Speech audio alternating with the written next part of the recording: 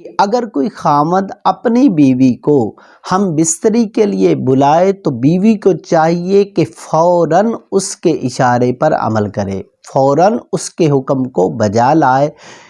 اگرچہ وہ تندور پہ بھی کھڑی ہے۔ بقیہ ویڈیو دیکھنے سے پہلے ویڈیو کو لائک کریں، اسلامک ٹپس چینل کو سبسکرائب کریں اور بیل آئیکن کو پریس کریں۔ السلام علیکم ورحمۃ اللہ وبرکاتہ، میں ہوں عبد الجبار، آپ دیکھ رہے ہیں میرا یوٹیوب چینل اسلامک ٹپس۔ جیسا کہ آپ سے وعدہ کیا تھا کہ ایک پوری سیریل آپ کے سامنے رکھوں گا اور کم از کم 10 سے 15 ویڈیوز ہم اس سلسلے میں بنائیں گے کہ جس کے اندر ہم یہ پوری رہنمائی کریں گے شادی شدہ جوڑا جو ہے اس کو اسلام کیسے رہنمائی کرتا ہے کہ وہ ہم بستری کیسے کرے، اس میں کن کن باتوں کا خیال رکھے، کون سی باتیں اگر ان پہ عمل کیا جائے تو فائدہ ہوتا ہے، بعض باتیں ایسی ہیں کہ اگر ان پہ عمل کیا جائے گا تو نقصان ہوگا، تو فائدے کو لینا ہے، نقصان کو چھوڑنا ہے ہم بستری کے دوران۔ تو ہم بستری کا اسلامی صحیح طریقہ، مکمل طریقہ ہم انشاءاللہ پورا کورس ہے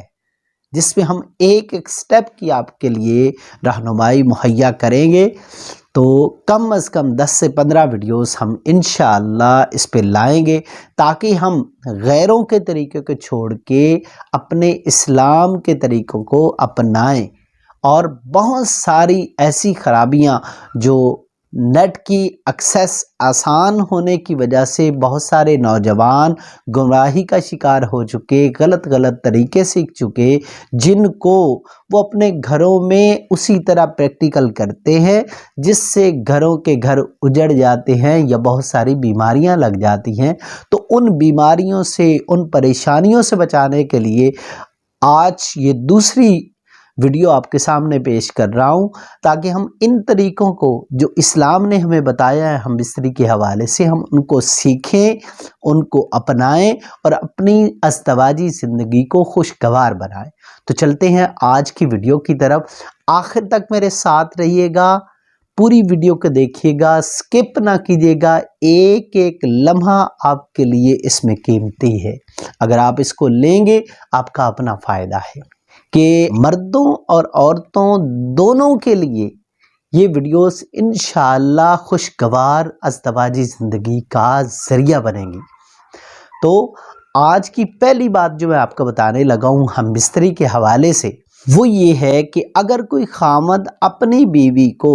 ہم بستری کے لیے بلائے تو بیوی کو چاہیے کہ فوراً اس کے اشارے پر عمل کرے، فوراً اس کے حکم کو بجا لائے، اگرچہ وہ تندور پہ بھی کھڑی ہے۔ یہ حدیث کے اندر الفاظ ملتے ہیں، نبی پاک صلی اللہ علیہ وسلم کا فرمان اس حوالے سے ہماری رہنمائی کرتا ہے کہ اگر کوئی خامد اپنی بیوی کو ہم بستری کے لیے بلائے، اگرچہ وہ تندور پہ بھی کھڑی ہے تو اس کو حاضر ہو جانا چاہیے، اور اگر وہ حاضر نہ ہوئی تو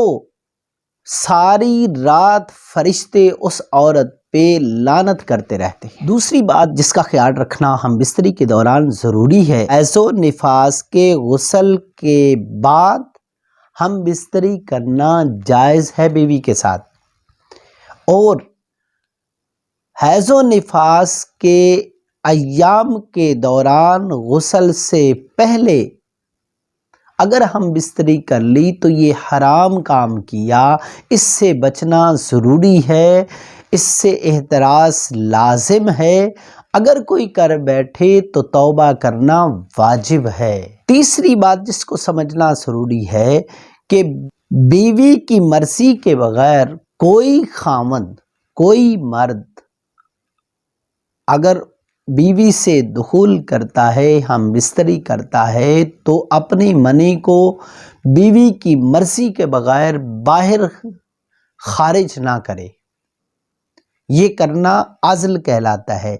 وہ بیوی کے لیے اللہ نے ایک نعمت دی ہے، اس کو اندر ہی خارج کرنا ہے جب تک بیوی اپنی رضامندی سے، یعنی یہ وقفہ کرنے کا ایک اسلامی طریقہ ہے، آسان طریقہ ہے جس کو شریعت مطہرہ نے عزل کا نام دیا ہے، کہ خاوند اور بیوی اگر بچے کے لیے وقفہ کرنا چاہتے ہیں تو اسلام نے ایک آسان راستہ دیا ہے کہ خاوند جب انزال کے قریب ہو تو اپنی منی کو باہر خارج کر دے، لیکن بیوی کی مرضی سے۔ اگر اس کی مرضی شامل نہیں ہے تو خاوند کو اختیار نہیں کہ وہ اپنی منی کو باہر خارج کرے۔ چوتھی بات جس کا سمجھنا ضروری ہے کہ بیوی سے ہم بستری کے بعد مرد کو چاہیے کہ اپنے عضو تناسل کو دھو لے، صاف کر لے، لیکن فوراً دھونا یہ ٹھیک نہیں ہے۔ اگر فوراً دھو لیا تو اس سے بخار ہونے کا یا عضو تناسل کے رگیں سکڑنے کا خدشہ ہوتا ہے، اس لیے فوراً نہیں دھونا۔ جب جسم کچھ ٹھنڈا پڑ جائے، گرم گرم اگر جسم پہ ٹھنڈا پانی ڈالا جائے گا تو بخار ہونے کا بھی اندیشہ ہے اور عضو تناسل کی رگیں سکڑنے کا بھی خدشہ ہے۔ لہذا جب جسم کچھ ٹھنڈا پڑ جائے تو اس کے بعد اگر